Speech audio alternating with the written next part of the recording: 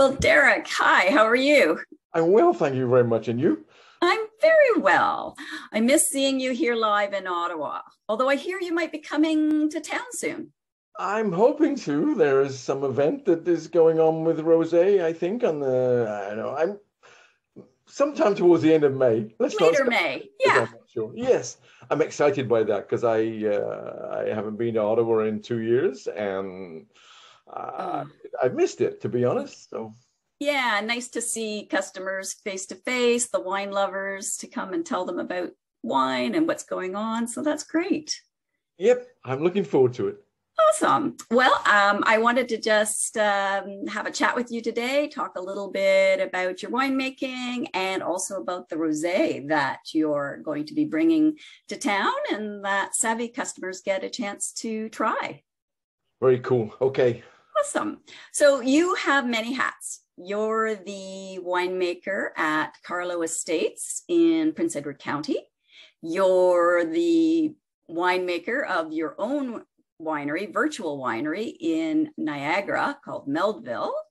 And I think you have a couple other up your sleeve. Is that right?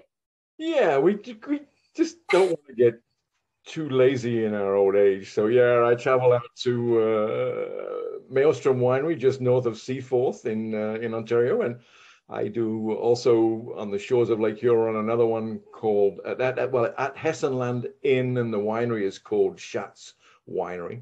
So that's kind of fun, just north of Grand Bend. And then yes, as you say, I travel up the 401 to Carlo and make wine up there, which has been a great experience. I've been going on for the last, I don't know, it's not been my seventh vintage coming up, I think. Oh, really? Wow. Yeah, it doesn't seem that long, I must admit. And then Melville, which was started the same time as I started at Carlo, but which I do in Niagara as a virtual winery. And so, yeah, but becoming seven as well, which is Wow. a That's lot more. great. And for those of the folks that don't know what a virtual winery is, can you explain that? Sure. I own no vineyard and I own no bricks and mortar. So I make my wines at Legends Estates in Beamsville, a cool site because it's so close to the lake. And I buy grapes from 7 or 8 different vineyard sites every year. Pinot coming from the middle of Niagara-on-the-Lake, the Syrah coming again from just outside of Virgil in Niagara-on-the-Lake area, and yeah, wherever. Just the relationships I built up over the last 30 years of making wine with people. So, And that's how you can get access to the really good quality grapes that you need. the cool stuff. The cool stuff. And when you get the cool stuff, what kind of wine do you like? What's the style you're trying to make? Because every winemaker has their own philosophy. Of course, and mine are all made as small lots. I make a couple of thousand cases each year for Melville. They're all dry table wines per se. There might be an odd year that rosé will have a little bit of sweetness depending on the vintage, but my goal is always to make balanced wine. Of course, Chardonnay is always going to be dry and barrel fermented and barrel aged. I like that style. Not that I don't drink stainless steel Chard, but it's just the style I like.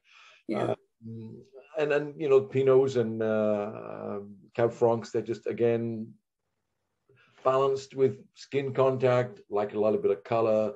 Alcohol is going to give me some texture, some viscosity on the palate. I like to show that style. And as you know, Sauvignon Blanc is crisp and dry. And that's just how I like it. Yes, I was remembering the first time I tried your Sauvignon Blanc, and I was so thrilled by it because I hadn't really been enjoying Sauv Blanc for a few years. They were getting too herbal for me. And what I liked about yours, it had that, but it also had the freshness of the fruit was coming through as well. And so I know you mentioned balance. So that was the balance that I really thought was so welcoming. Mm-hmm. We struggle. I mean, to be honest, I guess we're in an area where a lot of years we struggle with balance. Just some years we don't have such great weather, and others we do. And you know, some years they don't have the alcohol content that we would like, or the sugar content in the grapes to produce the alcohol. And other years there'll be too much acid. And there's always juggling with that style to keep consistent, because consumers love consistency, especially those we can't talk to every day, or can't visit the winery all the time, and I don't think they want to be shocked when they get another vintage and it's completely different. So consistency is really important. That's a big challenge for you as a winemaker. Mm-hmm. It is. Yeah. It is. Well, speaking of years, the rosé that you're going to be bringing to town is from 2020. Tell me about 2020. We know it wasn't a great year for a lot of people because of the pandemic, but what was it like in Niagara? It was beautiful. It was one of the better vintages we've had in a long while. For me anyway, it was warm and dry, and hot and dry, maybe we should say, with enough moisture to keep the things growing, and not too much drought around at all. I mean, it was certainly, August was really hot and dry, but it was phenomenal. And grapes were all mature at harvest, and I think it's produced some of the better wines. Let's just say there's 4 or 5 vintages that stick out in my head, and it's one of them of being sort of the perfect vintage. Wow, that's fantastic. Well, I'm excited to try a rosé from 2020 then. Can you tell us a bit about the one that you are featuring? Sure. This is a bottle of Cabernet Franc 2020. I like Franc because it's always going to have a little bit of freshness, a little bit more acidity than some rosés. The characteristics, I mean, this is dry. I mean, you can tell as soon as you put it in your mouth, it's going to be fresh.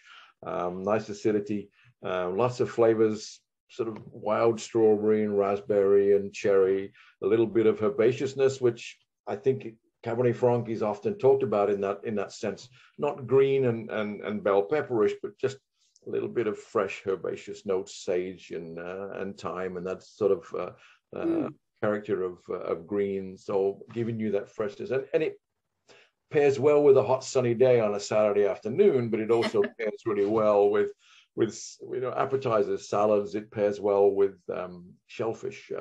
If I'm sitting around wanting some barbecued shrimp or some mussels, it will really work well with that. And again, charcuterie boards, I love it. But it's very versatile. I mean, in general, we used to think about rosé as being just in the warmer days, and as soon as we had a cool night, we'd throw it back in the cellar and leave it for next year and never drink it again. But I think that rosé now is really a 12-month-a-year wine, and people, if they don't already, should get used to drinking it in the wintertime. It's still in the house. I agree. I love it all year round. I love it with pan-seared fish or fish tacos in the summer. I like it on a patio. I love it with my turkey at Christmas. Yep. It just, if you're not sure what to have rosé. Exactly. Well, thank you very much, Derek. It's been great chatting with you today, and really looking forward to seeing you later in May and the mystery date that neither of us can remember. Exactly. Yeah, it'll be fun. It'll be fun. I look forward to it. All right. Well, thank you very much, and have a great day. Great. Thanks.